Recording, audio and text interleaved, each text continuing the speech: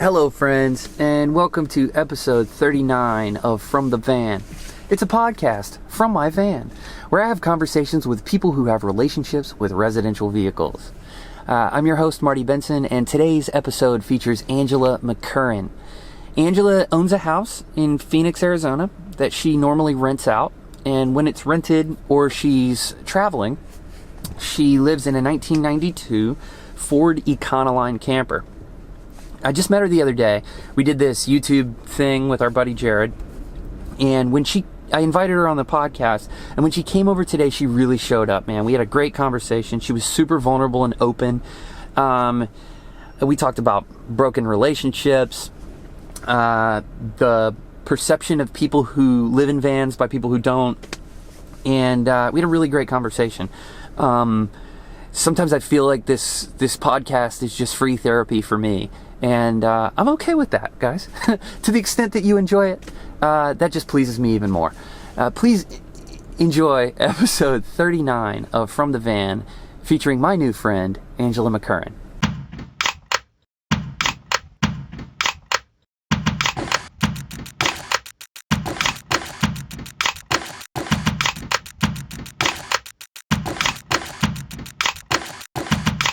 So, Angela, we're podcasting now. Okay. Where are you from? From a little bit of all over, but I've been calling Phoenix home the last 3 years or so. Okay. Yeah. Where'd you grow up?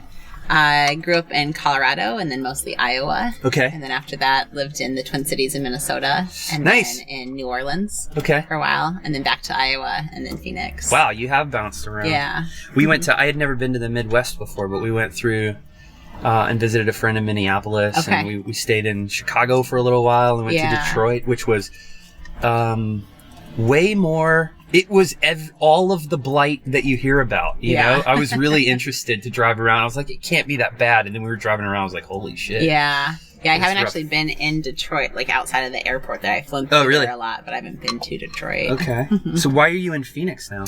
At the time I was working remote and thought I was married at the time, and my ex, we'd been moving around with his job every 2 years to like small towns. And oh wow. What was he doing? Working with barges and logistics for a agricultural company. And so as long as we were along the Mississippi River, they'd move us up and down, but it was like small rural kind of backwards towns a lot of the time. Interesting. And I worked remote, and he didn't love his job. I'm like, what are we doing living in these places when we could move someplace? And both of us had visited friends in Phoenix and just been like, oh wow, it's really nice here. So I moved to Phoenix and mainly be able to be outdoors more of the year. Okay. Well, I don't know Phoenix. I've only driven through there. So what's the allure there? Why do you like it? I love the hiking there. Access, really easy access to hiking. Yeah. So you 7-10 minutes away, and then within an hour and a half you can get all kinds of access, and the restaurant, dining out, drinking scene is also good. Loved that it had a huge airport. All my family lives scattered around the country and friends, and so figured at the time, if I live someplace that's got a good airport, I can see them cheaper. Yeah. So a combination of things. The summers suck there, but after living in Minneapolis, it's hot as shit. Yeah, it's really hot. But Minneapolis, you'd have 3 or 4 good months out of a year, and the rest of it shitty. And so I'm like, I swear. Yeah, oh, dude, yeah, you guys do whatever you want to do. This is not Jared Tachi's freaking clean YouTube channel. I'm so glad that Colette was the one that cussed, and then he did it the other night, and not me. So you have to endure a couple of hot months, but apart from that, it's really But other than killer. that, it's a really great season. And now, with the ideal goal is if I settle down and stay more local to a spot, to be in Phoenix half the year, and then someplace on the West Coast, further north the other part of the year. Yeah, that's awesome. Yeah. What do you do?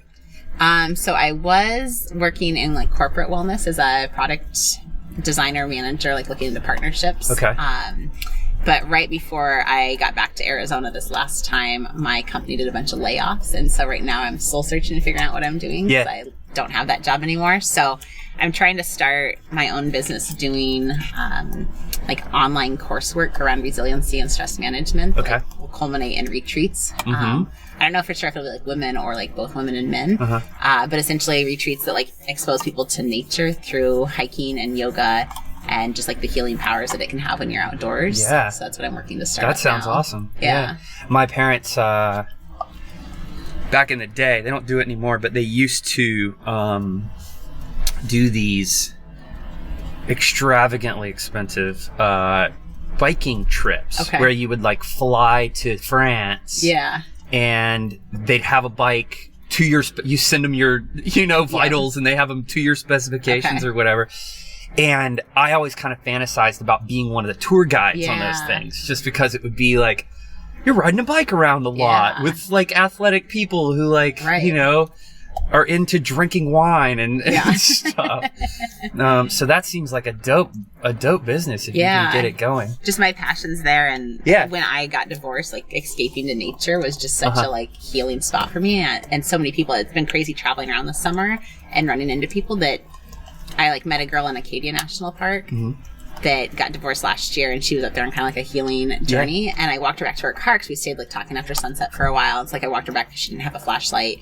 And she's like, what are you going to do? I was like, I'm going to pull out my like sleeping bag and lay under the stars and like stare at the stars for a while. And she like looked up and she's like, oh my gosh, look at all the stars. And that was the second time in her life that she'd been, because she grew up in New York City, that she'd even like been able to see the stars. She's like, there's so many up there. And she ended up like sitting out there with me for a while. Crazy. I'm like, so many people like just don't know like what you can get by being out in nature. And so that's a cool thing to be able to shepherd people into that sort of experience. I've been thinking about that a lot lately. Like I grew up in a big county in South Carolina that's very backwards and all of that. But it's one. I think it's the largest county east of the Mississippi. Okay. But there are people who grew up in our county that have never been to the ocean. Yeah. And Myrtle Beach is like this huge tourist destination that's right there. Yeah. And something that the touchstone for me, pun intended, is a rock. Like where I grew up, there's no such thing as a rock. It's swamp. And so everything's sand. If you see a rock that's this big, like the size of a quarter or larger, it was imported from somewhere. Even gravel and everything like that. And while New York City is a place that everybody should experience, you also need to like get out of that stuff too. I had a buddy who used to, when I was living in LA, who used to organize these hiking trips. And it was, for some reason, it was always like a nighttime, like full moon hiking trip. And it was really awesome. We got lost in Joshua Tree for 5 hours one night. It was so much fun. Yeah. How do you go about that? What's your game plan? You have a website or something? I'm building a website right now. And so like I've just been blessed. I've had a few doors open up with different, like talking to friends, connecting me with someone that like used to have like a backpacking LLC that she would take women out hiking. So I met with her to like talk about like what like pros and cons would you point out. And then I have another friend that's like wanting to get into designing online coursework. So we're taking time to be like, what do we each want to like do topics around? If we come back together with the same topics, we're going to build it together. And if not, he's a male, and with me being female, we said we'll be each other's like first point of view on each of the content we create, so we can give each other perspective. So creating the website, and I want to try on Instagram, I post are really long captions. And so I'm basically already blogging on Instagram. So trying to start like more blogging. And then I think going through, when I am in Phoenix, I work the front desk at a yoga studio in exchange for my membership, and then do some online work for just to keep my membership when I'm not in town. And so I'm thinking I'm going to use like that avenue through like yoga studios and some of the resorts in Phoenix to get my name out, as far as I have like a health coaching certificate, and start, I don't know, trying that way to kind of put my name out there of what's available. I don't know that my voice is loud enough for social media yet to like get clientele that way. So I'm not sure. But I think it just, everyone's just like, try something, put it out there. And I'm hoping the lady I met with that did the hiking LLC, she said like it started with her friends, and then her friends the next year brought like friends of friends, and then those friends eventually were coming without the original friends. So I think it's also like leaning on my network to be like, okay, spread the word. Sure.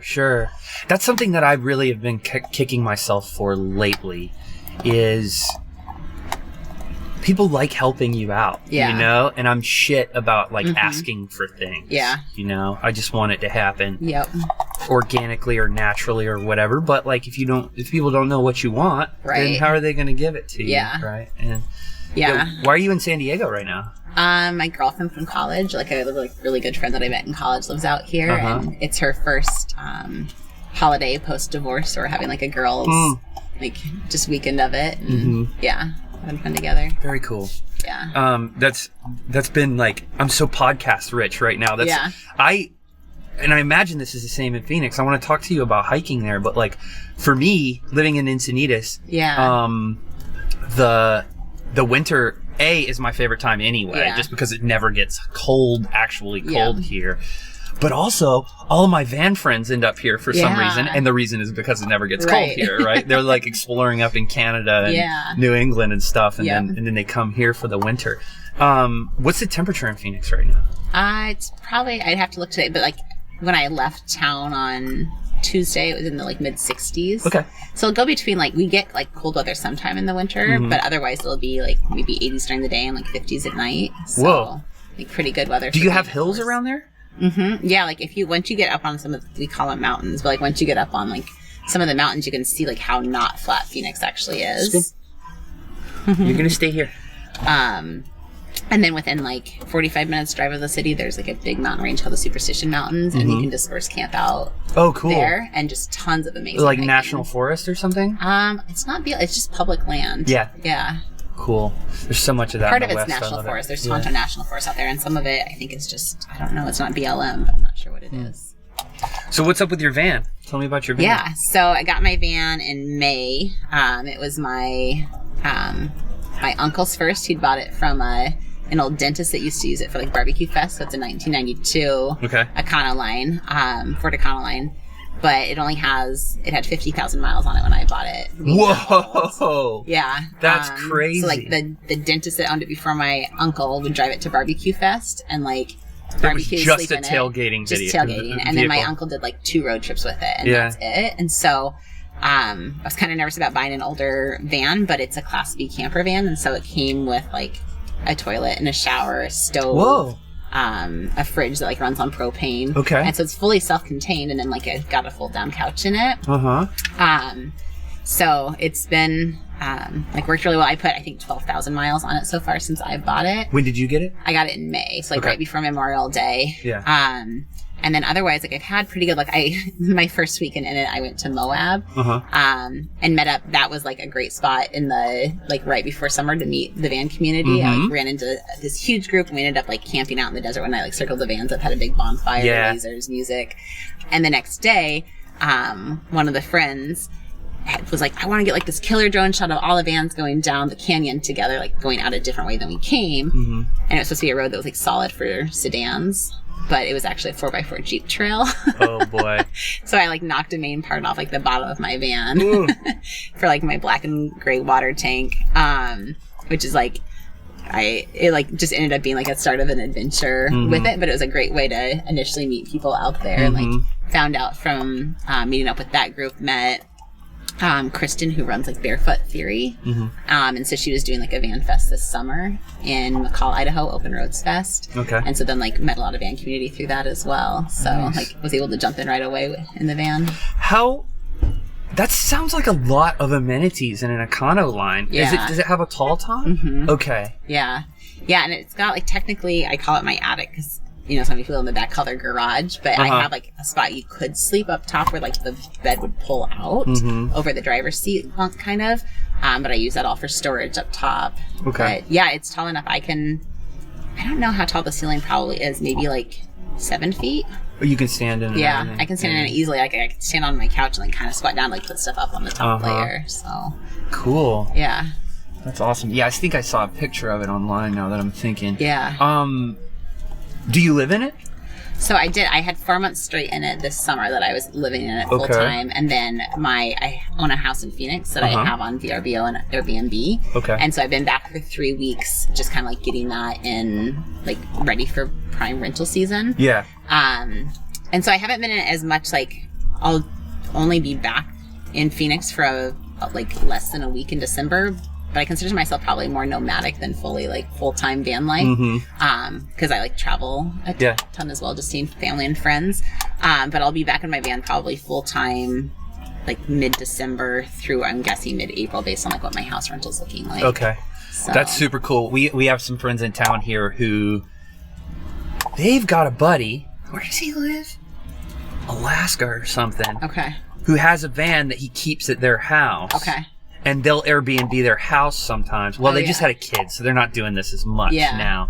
But when their house would rent or whatever, they'd just go stay in the van, around town or whatever. Yeah, that's what I've been doing. I think I've had like 3 rentals since I've been back. So I'm like, I'm here, but I'm not. And like friends are like, are you at your house or are you out in the desert right now? Yeah. I'm out in the desert. And I mean, it's so beautiful this time of year. And I spend like every weekend I'm like out backpacking or hiking or camping anyway. So I'm like, I might as well be in the van. And for sure, it was actually a hard adjustment being back in a house for several weeks. And I'm going to my parents' house so my sister and I decided to buy tickets for like a week before Christmas just because it's cheaper. Yep. And we don't want to travel at the actual Christmas, so we're going on like the 15th or the 17th or something.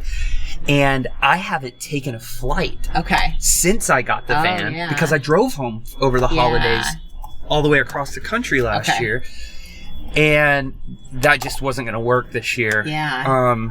And so I'm flying and I'm scared. Like I'm going to sleep like shit in my parents' house. I know it. Yep. The only building that I've stayed in recently is my sister's house because we dog sit for her. She travels a lot.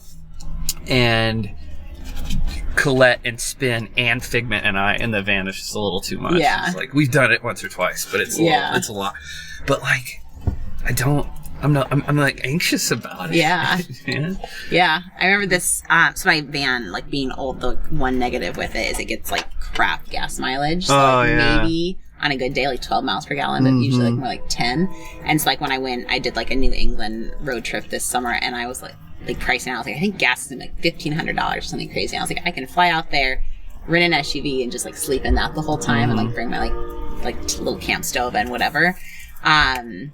But I was telling my dad when I was coming back, because I left my van in Washington, I was like, I've been gone like over 3 months. I haven't at one point missed my house, like my physical house in Phoenix, which has my stuff in it still since I'm renting it out. And I was like, but I'm like really missing my van. I'm like missing my bed in my van. He was like, that's weird. You might not want to tell people that. I was like, no, but it's my home, Dad. Like my point is like this became my home. Yeah. Well, so that's a question that I like asking everybody too, just because it fascinates me, because I go through ebbs and flows of feeling self-conscious about being quote unquote homeless or whatever it is. And there's all of this stigma around this decision that we are making or have made or whatever. And I come from a background as a like environmental advocate and anti-car person. Yeah. And I wish I had this. It's one of those moments where it's like what I should have said was. Yeah. But like one of our city council members who in town who doesn't know that he knows me, but he doesn't know that I don't think he knows that I live in a van. Okay. We were talking about a safe parking lot for people who are like not electively living in a vehicle, but like don't have a better option. Yeah. And I spoke in favor of that. And after the meeting, he was like, I was really surprised because you're such an anti-car guy. Yeah. And what I wanted to say was, I'm such an anti-car person that if you have a vehicle, you better live in it. Yeah. You know what I mean? Because it's taking up too much space otherwise. So my question is, like, what's your relationship with that perception? How are your friends and your family and the people that you care about, how they feel about you, how are they reacting to your decision? People have been really supportive, but it's interesting. It's like my friend that was with us when we did the YouTube video the other night. Yeah. That was her first time she's like, we've joked because we both got divorced in the last 2 years. So we call each other like our significant others, like the stupid stuff you call your like significant other about, like, guess what just happened? And you hang up 2 minutes later. Yeah. That's what we call each other, you know, about. And so she's heard like all like the details of van life and like the ups and downs and like loneliness and how long it's been since I showered, like trying to find a bathroom. Like she's heard all that this summer, so she understands it better than anyone else. But we left and she was like, I was sitting there like, all these girls are pretty. And like, everyone seems really clean. Everyone seems normal. And I was like, yeah. And she's like, I mean, I know you, but I just figured you were like the odd one out. And everyone else was like a bunch of like, I don't know, like dirty people, like with like odd personalities. Like, so it was just interesting knowing that she like knew like intimate details of like how life was being in a van. And was still so like shocked that it was a normal community. Right. And so like my parents are supportive of it, but like behind my back they're telling everyone like how worried or like they can't wait for me to be home. And it kind of like, it bummed me out this summer. I was visiting family in Boston, and my brother and his wife live next door to like the family that they rent their house from. And it's like that family, this is a longer story, like the landlords have a brother that lives in Phoenix who also went through like a divorce more recently, and they're like, we're within a couple of years of age, so they're like, oh, like your brother, like your sister, our brother, we should hook them up. And they're telling me this, and I was like, yeah, but did you tell him I'm a dirty hippie that lives in my van, like joking around? He's like, no, I told him that you were like doing soul searching, like on a road trip to see the national park. She's like, but you still own a house. And I was like, but that shouldn't qualify me as being better than anyone else that chooses to live in a van. So it bummed me, because I was like, I have a house, but I use that for income to rent that out.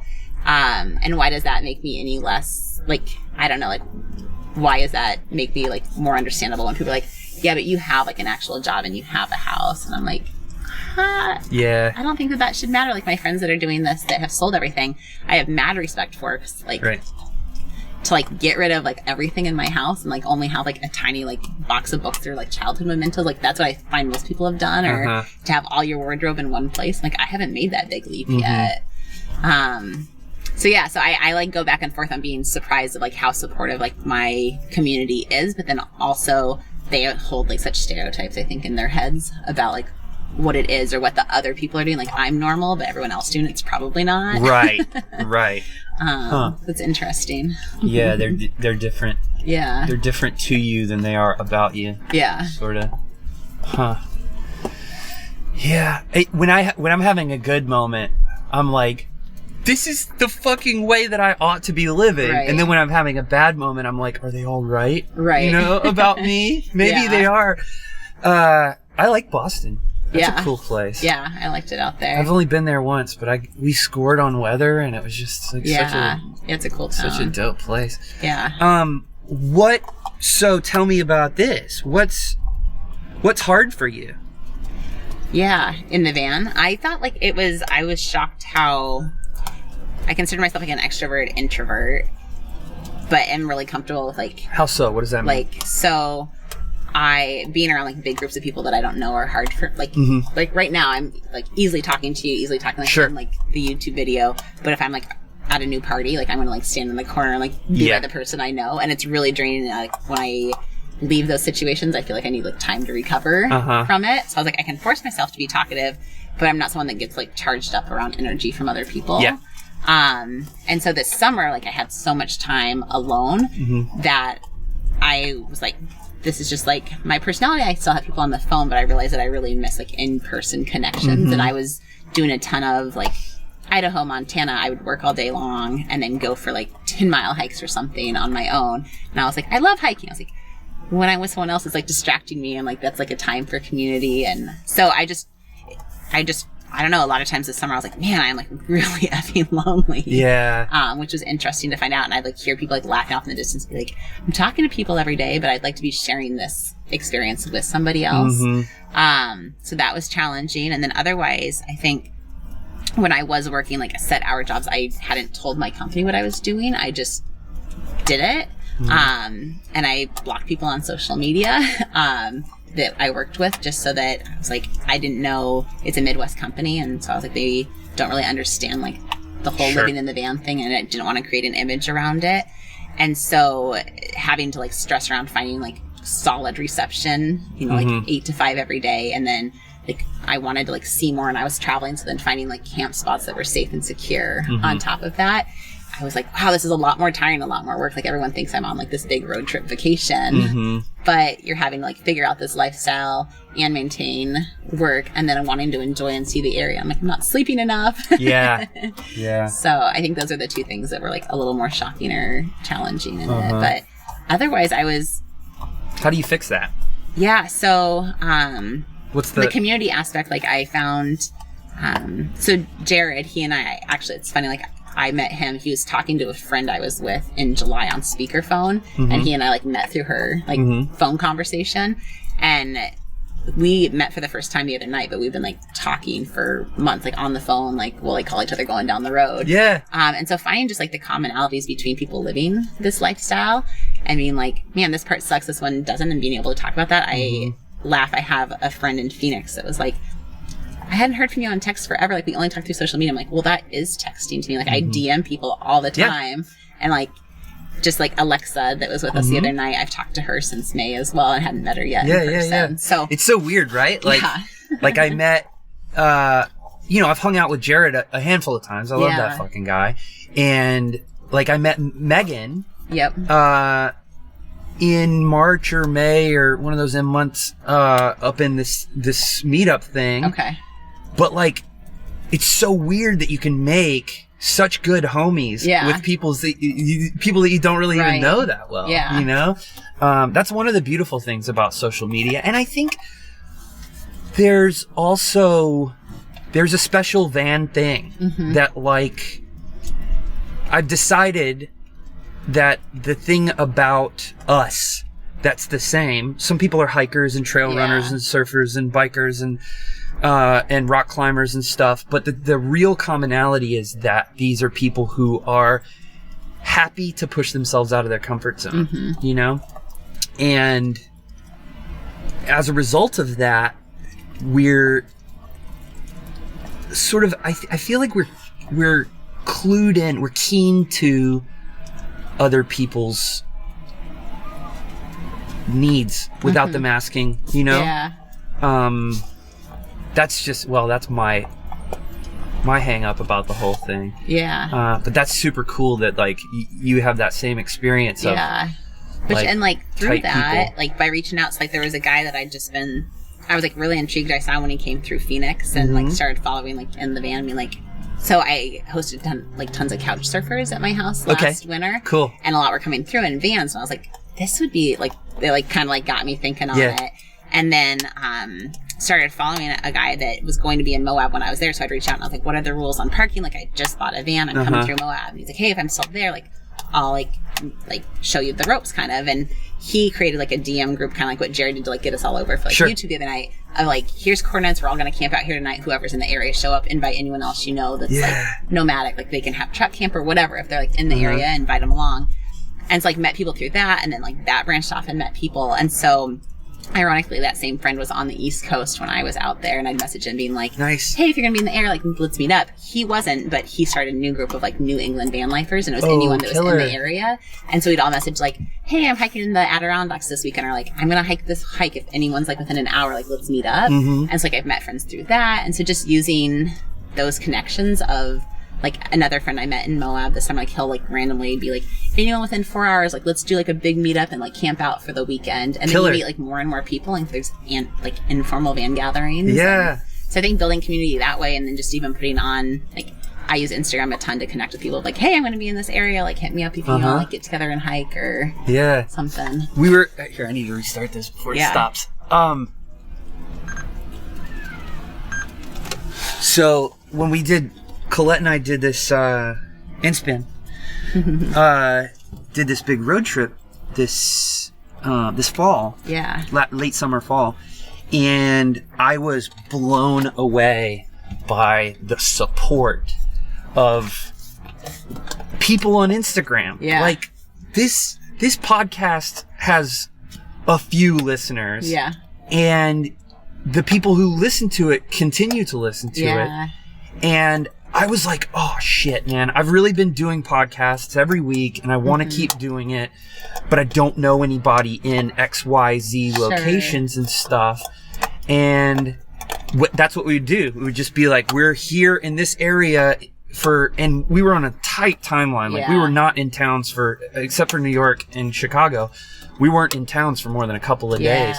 And people came out of the woodwork. They were like, and they weren't even the people, I never got anybody directly, right? It was like people who listen to the show would be like, I'm not there, but I know this person who's there. And that's so cool. Do you use any apps for any of that stuff? Or is it just like little networks because the Van Life app, right? Which I subscribed to this year, it's not working the way that it ought to for some reason or another.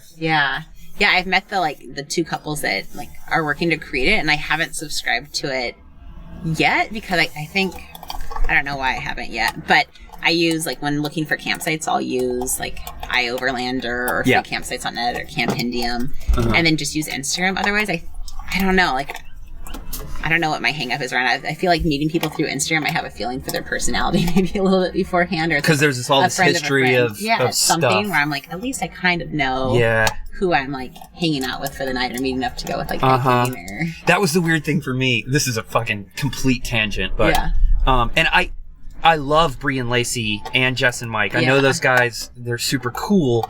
The app just hasn't gotten where it needs to go, and I'm afraid that the reason is because you have to pay for it.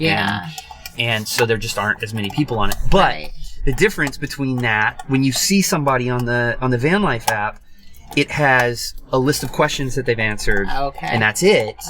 Whereas, if, of course, you can scrub stuff from Instagram, but I can see what you did 2 years ago, right? And that was the thing for me about, like, about internet dating. When I did it several years ago, I was like, I don't buy a vacuum without looking at the reviews.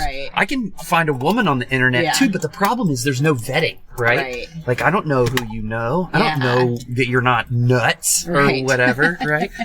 That's the same sort of thing. You can and you can look in somebody's Instagram feed and sort of see where they've been, what they've been up to. And I feel like, and if people use stories, you kind of see their personality through like the stories and stuff too. And I'm like, okay, like we'll jive. Because I'm like, I'm going to meet up and go hike 10 miles with somebody. And like we have nothing in common. It's going to be like maybe, I mean, I can usually talk to whoever, but it could be like a long 10-mile hike. Like, oh, we have nothing in common, or I don't know. So I do, like, I need to like look at it again. Like, I really want to support the Van Life app, and I don't know, for whatever reason, haven't actually like jumped on it.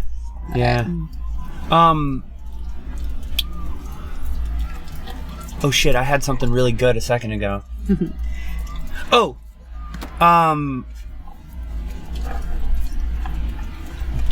Don't ever answer a question that you don't want to answer. You've mentioned divorce several times in this podcast. Do you think that your relationship with the van has anything to do with that? With the divorce? Or, I don't know. So it was interesting when I was in Moab, Josiah, like one of the friends I was with there, Josiah Q, looked over and he was like, what are you doing in a van? Like, why are you in a van? And I was like, I did a road trip in my car and like tent camped last summer. And like, I want to see like the States are beautiful. I want to see more of the U.S. And he's like, okay. He's like, so you broke up with someone last year? Oh, snap. He got you. And I was like, by the way, you seem to be really good at meeting people. So I'm coming at you with recommendations for the podcast. But carry on. And I was like, I did get divorced. And I was like, but that doesn't have anything to do with this. And he was like, welcome to the land of misfit toys. He's like, we all have something here that we're like working through. And so like, I think I've told people like my relationship with my ex was I'm like a major people pleaser. And always was very, like, I started off college as like an art major, and I was like, I want to like, I'm fine. I'm embracing my weirdness. Like, I'm going to do this. And then I met somebody that was like in the military and very much like checked the boxes of like, this is how life is done. And I became like the corporate working, pencil skirt wearing, like pearl wearing army wife. And so this has been like finding myself in because we met when I was 19, and we're together for 14, 15 years. Oh, wow. It's like my like, you know, whole like adult life. And so this has been like a whole like, oh, I'm like having my early 20s and finding myself in my mid 30s. So I think in some ways it has to do, like, I wouldn't obviously have done, that was not a lifestyle he would have been interested in at all. And so I wouldn't be doing that had I been married still. But I think that was like a push of like looking at life of, you can plan all you want for life, but you really don't know what's going to come around the corner. And I just, growing up in the Midwest, everyone's like, oh, when like the kids graduate, when I retire, like I'm moving to a better climate. Or like everyone's like, I'm only going to work this job until this date. And I've just spent my life watching people wait for what they want in life. And I have no desire to do that, especially seeing how life doesn't go according to plan. So getting divorced pushed me to like really start just embracing whatever I want to do and try to stop being a people pleaser. And you don't have kids? No kids. And so like, like just jump right in, do what scares you. The things that like hurt oftentimes like build better experiences. And that's part of like the business I want to build is kind of off the thought of mind of like, you don't fully know like the like heights of what joy can have unless you know the depths of sorrow. And it's like the two emotions that can like kind of see, it's like, if you don't know what being scared is like, or like comfortable, like all these different things that being in a van like pushes you to really see like what's important in life and who are you and what's important. I got so excited about getting rid of shit when I moved into the van. I'd be half drunk sitting in the van like, that pair of pants is going, dude. Yeah. I hate that. You're fucking out, dude. Right. And I completely feel you. Like, I'm happier than I've ever been right now. Yeah. But I think that I'm only able, at least for me, to be here because I've been so fucking heartbroken and depressed so many times, you know? Which is interesting, which is part of like what I want to talk to people about if I get my business take off, is so many people I've met in vans have either like had their heart broken, they got cancer at a young age, a parent or significant other passed away. And it's all this crap that forces us to be like, I don't want to live life waiting for tomorrows. Right. But like, why does the rest of America and the world have to like, why do you have to have something traumatic or big or scary happen to force you to like live like happy? So I'm like, how do you help people see like you can choose happiness and you can choose like the non-conventional, get there without the hurt, right? Yeah. I wanted to ask you about this. Your story and your aspirations for this business remind me of this dude when I was living in Hollywood. Yeah. Which was a wonderful experience. I used to shit on LA all the time, but it's fucking awesome. There's a guy up there who like made a little viral dent at one point because he's a people walker. Okay. Right? And he would put signs up around Hollywood. He's this guy with a beard, and you pay him to go on a walk with you. Yeah. And you go hike up in Griffith Park or whatever. Yeah. And it's just an opportunity for you to like open up. Yeah. And say whatever the shit you want to, you know? And that sort of sounds like your gig to me. Yeah, I think just like the raw vulnerability. So when I was hosting Couchsurfers, I'd loved it. People would like roll in at like 9 or 10 at night, and you'd have a night together. They'd sit down on your couch, you like open a like bottle of wine or something, and all of a sudden you're sharing like all your shit. Like it's just all out on the table. There's no small talk. There's no whatever. I mean, kind of like you and I are doing right now. And I was like, I love this. Like I love the openness of this community. And I think by like sharing things that like we've all like been hurt by and overcome in different perspectives, like you just, I don't know, like people want to live like in this like perfect, like my life looks perfect, like everything's great. And I was in that place at one point, and your like relationships are like much more shallow because of it. And like everyone thinks that they're alone going through tough shit, and everybody at some point is going to go through something. Like if we would all just talk about it and like normalize it, I think the world can be like a much happier place for it. So yeah, I love the idea of just being able to like, for me at least, like you get out on a trail and like, I always joke with like a friend I hike with, well, like you never know what conversation's going to come up. Like you don't have to be making eye contact, and all of a sudden you're like, oh shit. Yeah, this is real. Yeah. I had a really good time. One season, winter season, I was like totally heartbroken. Yeah. In Los Angeles, and fortunately I lived right next to Griffith Park. Okay. And I would take myself, this was before the dog and everything, I'd take myself on hikes. Okay. I eat a little edible. Yeah. And just like work my shit out, right? When your heart's pumping, it works better. And there's something about that eye contact thing you said, right? If I don't have to look at you, I might tell you what's actually, I mean, eye contact is cool, but I might tell you some shit that I might not otherwise do that. Yeah. Yeah, I, when I started dating last year, I was doing the online dating thing, and I was like... What's your app? I used Bumble and Tinder, and then I tried Hinge. Okay. And I tried something else, The League, maybe? I don't know, I forget those ones, but I would, like, ask guys, I'm like, do you want to, like, meet up to hike? Because I was like, I don't have to sit across the table, I don't have to put on makeup, I don't have to, like, pick out an outfit or something. Like, we can just hike, I'll see if they like nature... And I don't have to like look at them face to face and answer small questions about myself. And I love doing it. But my friends are all like, you're meeting random guys out to hike. And I was like, I meet them at main trailheads. Yeah.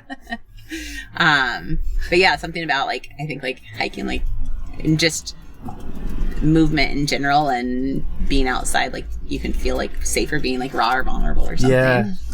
I still regret this. This is crazy because I didn't have a connection with this girl. Yeah. But when I was also living in LA, and the only time that I really was on like an internet dating thing, this woman was like, let's go on a night hike. And I was like, I don't know about this. And so I asked my friends, and they were like, no, dude, her ex-boyfriend's going to axe murder you in the middle of the night. And so I didn't.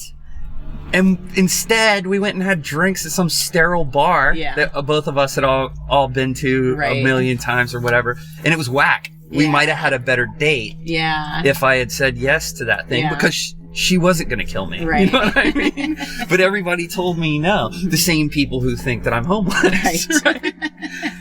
Yeah, when I started hosting Couchsurfers last year, my friends, like, who've known, it's funny because my friends and family are like, you're still the same Angela we've always known, but you're also you're living a completely different lifestyle. Right. But yet you haven't changed. So it's like an interesting perplexity, but I went from being like super type A and like everything goes by the book and like this is how life works to being like, hey, just thought I'd let you know, like there's this app called Couchsurfing I signed up for, and this guy's gonna like come to my house tonight, like here's his name and like his picture just in case something happens. They're like, what are you doing and who are you? And like, I was like, I'm getting to know people. I'm like loving on the human experience. Yeah. But yeah, I had a lot of this year of like, who are you? Like we totally know who you are, but you keep surprising us. Were you type A for him? I think so. I still think I am type A, but I was, I think he just had such a more like, I don't know the right word, not narrow view of it, but like he just had such a view of like, this is the way the world is and this is the only way it is. And I was a people pleaser. And so I was like, okay, yeah, like I think I'm happy I can fall in that category as well. And I just didn't like dare myself to like look like what that would look like outside of like, what if I tried this or what if I tried that? Like it just wasn't part of my worldview. I was like, that's not possible. So I don't know if that makes sense. No, it totally makes sense. Of course. Yeah. I got into it with my dad a little bit. Like he's always been a really like by the book successful sort of dude. Yep. Right? And you know, I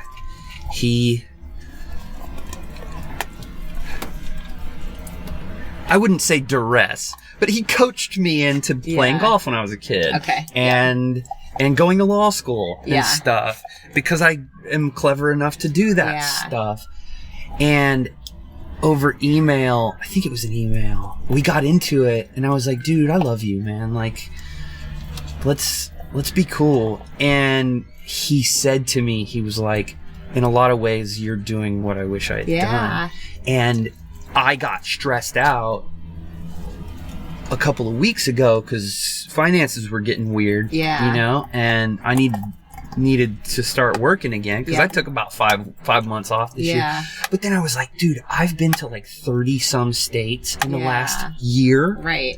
You know, in 4 Canadian provinces. I've seen so much crazy shit. Right. It's like the people who are living that perfect American dream.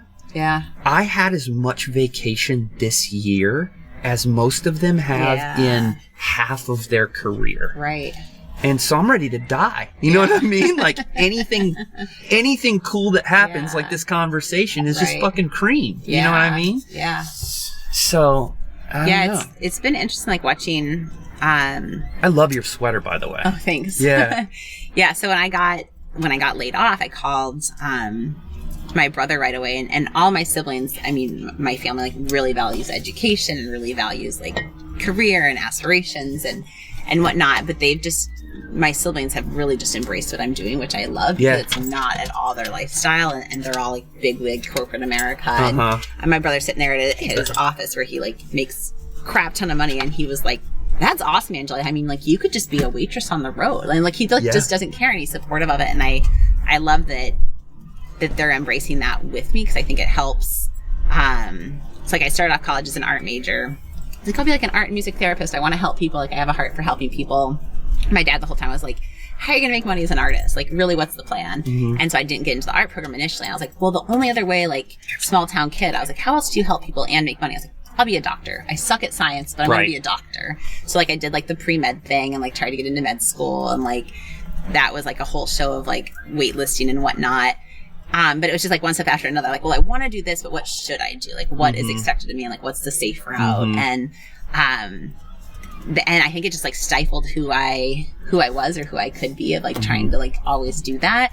And so I have appreciated that while for some of my family, like the MBA from like Berkeley or Harvard and like this track is perfect for them and like working a big corporate job is great. They're also like, cool, if you want to like be a waitress and live in a van, do it. How many siblings do you have? I have 3 siblings and then like basically consider they're all married, so like 6 siblings essentially with my in-laws there. But yeah, they're just all super supportive of that, which I know I shouldn't need if I'm trying not to people please, but it's helpful to like have people that validate. It's so important. Yeah. You know, like, and that just back to the stigma of the van thing. Yeah. Like, I think about this all the time. It's like, I have, in a sober mind state, used all of my capacity, all of my intellectual capacity to make the decisions that I've made. Yeah. And I am where I am because I think it's cool. Right. But if the wrong people shit on my decisions, I still feel bad. Right. And I don't understand that, but it's real, you know?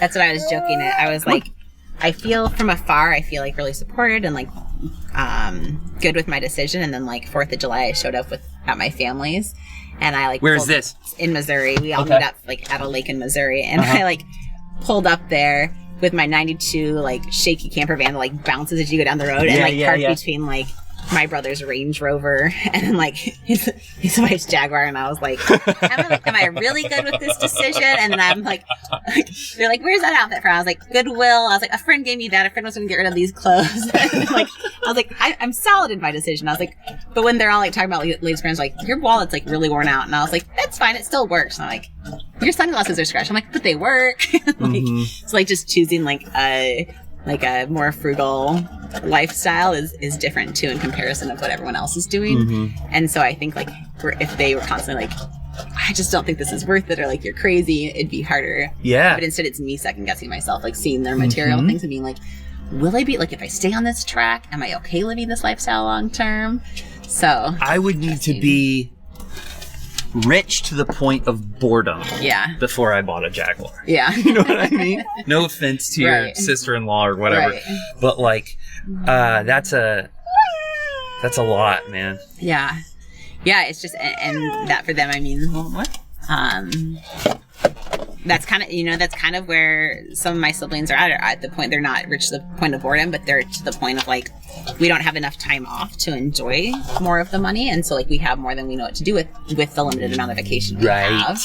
And so my dad, with me losing my job, he keeps being like, what are the prospects like? What have you found out there? And you know, if you get an offer for January 1st, you probably should just take it, even if it's not what you want. And I keep being like, Dad, I'm not going to take a job out of fear. Like, I'm going to, I'll look at other positions that aren't my own business. Like, I'm trying to manifest a part-time with health benefits through a company and part-time on my own to get started. But I'm like, I don't want to take a job just to take a job. I was with my company for 11 years. I was in a marriage for 11 years that both like felt good, felt safe, but they weren't like, I didn't have the same excitement I have about like being in a van or like starting my own business. I'm like, I don't really want to like live the mediocre life just to be safe. Yeah. So. Yeah. So what's next? I completely believe that you ought to pursue this, what are you doing, bud? What is it? What do you Treasure hunt. I think that you're totally qualified and capable to do this tripping business. Yeah. But what's the next? Stop it. Hey, what's the next new thing? Yeah. Do you have your eyes on another uncomfortable situation? I don't know if if what else can push my like comfort zones there. I know, because that's all what I get really excited about that stuff. That. I think for me, one of the big things right now is I met a guy this summer in July that we're like dating. He's my boyfriend now, and like nice. I love yous just happened. Like that's all like really exciting, but also super terrifying after seeing like a relationship that didn't go as expected. Didn't work, yeah. So I think that in itself is like, I've been saying, I was like, okay, I was like all about this summer, like leaning into like what scares me with hiking and camping alone and backpacking alone. And now like a relationship is what I'm like trying to like lean into and not run from, because that can be scary. And like, as soon as she was like, should we do the boyfriend girlfriend? Is like that where we're at? And I was like, thinking like, yeah, but I was like, I also kind of like grab the truck handle and like roll out the door and be like, because boyfriends mean breakups and breakups mean broken hearts. And so just trying to like have the, like, live in the present moment. Like, this could be a really great thing. And if you run from it, you don't know what might come. So my story, relationship-wise, is very different from yours. Yeah. I'm sort of like a serial monogamist who's never actually gotten married, you know? And so I've dated a bunch of people, and the thing that I always tell Colette is that the only reason that I'm capable of having her is because I've been shit on so many times. You know what I mean? And like, I'm not scared of losing her. Yeah. You know what I mean? I love her super big time. Yeah. But I'm only able because I've been fucked up so much. Where is he? In Idaho. Okay. Yeah. So he travels a lot for work. And so like that'll be something to figure out as I was like, oh, I'll be sitting like the winter in the Southwest where it's like nice and warm. He's up where I don't want to be in a van full time. Yes. But travels so much. So I'm like, will there be areas we can meet? And so I think that'll be something for us to figure out is I think it's, not the great time of year for it weather-wise to like be in the van together, but like taking that step eventually up. Can we try? We've only been in like a week at a time of different like stints together in the van. Okay. So. And that was fine, probably. Yeah, it was great. It was great. Like it was actually wonderful. Everyone's like, "How are you guys? Like, are you fighting? Like, are you like not enjoying your time together?" I was like, "No, like we're actually having like it was wonderful to be in there together." It was just space-wise. The way that my van was set up, I was like, "Okay, we have like some stuff to get rid of, and like maybe get some roof rack or like backdoor rack or something for storage." Just since he's a photographer, videographer, so he comes with a lot of equipment. Yeah, sure. Of course. But no, I think like that's part of it. I'm also, I think what scares me is not jumping right into a corporate career with like a paycheck that comes every 2 weeks. And so trying to do my own business, and part of that, like I want to get like yoga teacher, like do my yoga teacher training.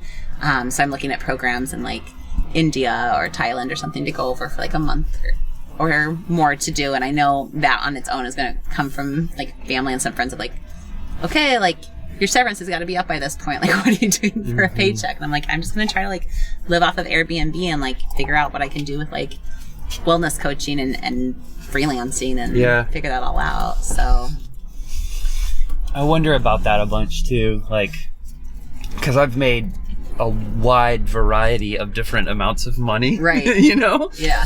And sometimes I get down on myself for not getting more money. Yeah. But I think that that's another one of those things that we just have like programmed into us by years and years of experience and shit. Like, you can live off of not very much money. Yeah. Especially if you figure a couple of tricks out. I should make sure that he's not eating a child. So this is a trick. This is a trick we always play on our guests. There's not really a podcast. We just like try to get 3 minutes of somebody sitting in the van alone, trying to figure out what to do. I was like, do I talk to the camera like, spin, saw some birds, and took off?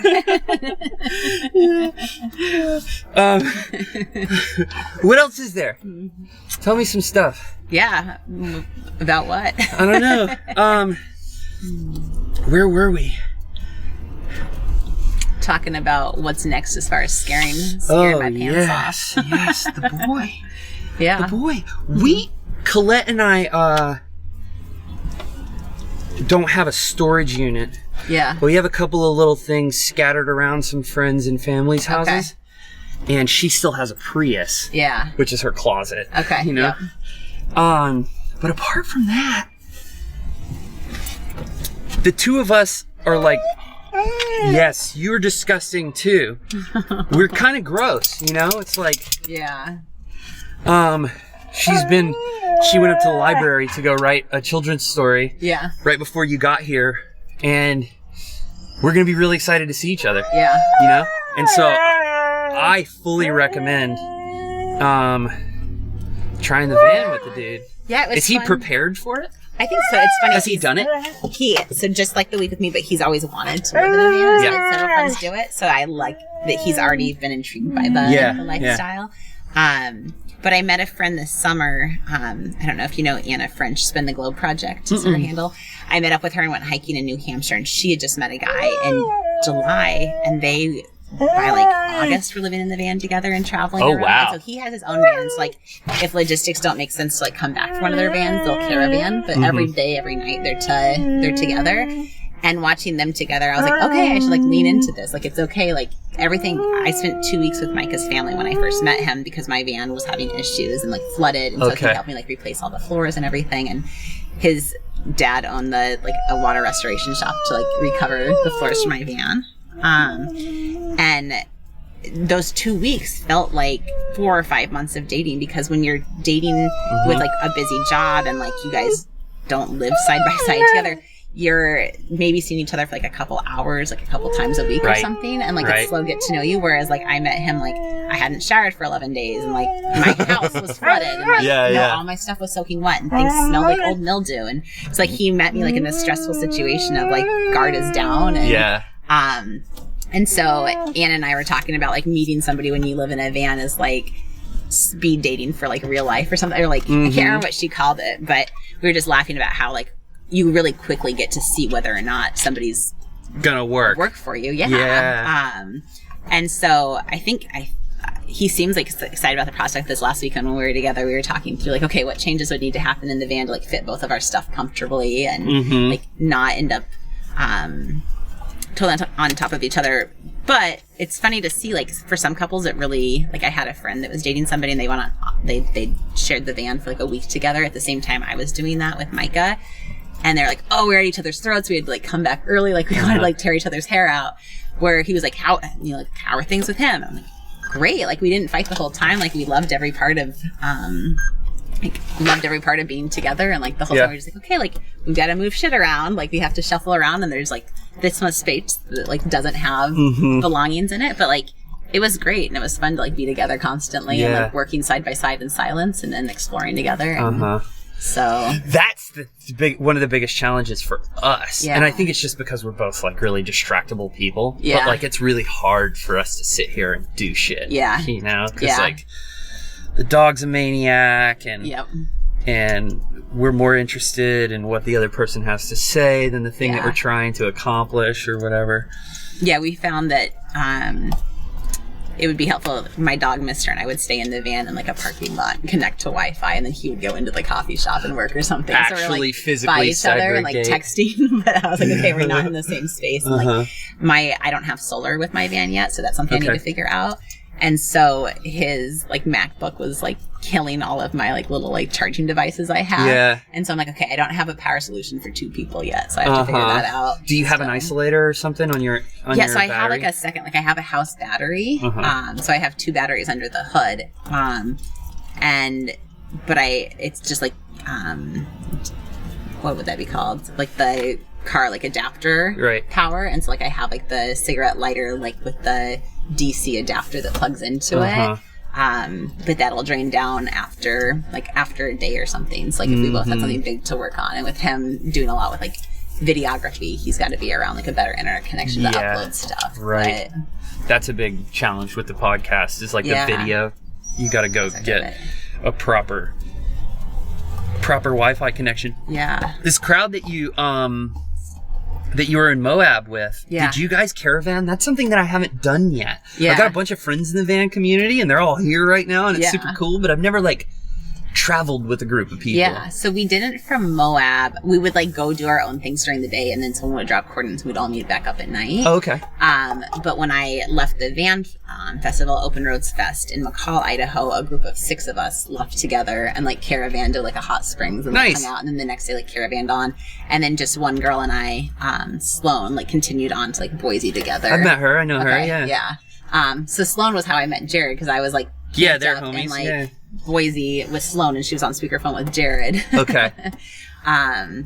But yeah, so just that was like the main experience with it. And then otherwise, like when I hiked with Anna and Ryan out in New Hampshire, we like met in a parking lot and like caravan like to like another camping spot. So we're like, okay, we don't know like when we'll have reception past this point. So do you ever do any stealth camping in your van? It seems pretty obvious. Right? I haven't. So, and that's where I'm so confused by. So like my friend, I'm staying with her in Bunker Hill, and there's a camper van that looks very similar to mine that's been parked on the street, but they just moved last night. but they don't have any of their like visors up or anything. I was like, so how do you know if someone's just parked on the street or if they're parked and living in their vehicle? Because I was like, I've done that in Denver visiting friends. Like, I've stayed in their apartment, but my van's been outside. I'm like, so how is someone to know that, like, I'm in the van versus not? And so it encourages me at times. I'm like, I should try stealth camping more. But I don't know. I dread, like, getting woken up by a knock at night telling me to move on or that I can't be there, like the ticket or something. So I haven't done it that often. Yeah. I tend to, if I'm in cities and I'm having a hard time finding a place to park, I'll get on Couchsurfing and I'll say, like, hey, like, I'm passing through in my camper van. Like, I don't need any access to your house, but I'm looking for, like, a safe and legal place to park. Can I park in front of your house tonight? And they'll do it? Cool. Yeah, I haven't tried that. That's a great idea. Sometimes they're like, but we love meeting people, so if you need to do laundry or take a shower, and I'm like, even better. Yeah, for sure. Yeah. Cool. I hadn't even thought about that. Yeah, it's worked out great. And, like, people are just so, like, intrigued by that Couchsurfing community. I feel like it's so similar to, like, the van community. Sure. That people have been, like, willing to help out, or like, well, you can't, like, I have guests here with cars in front of my house, but like so and so has like an alley that you can stay in or something. Yeah.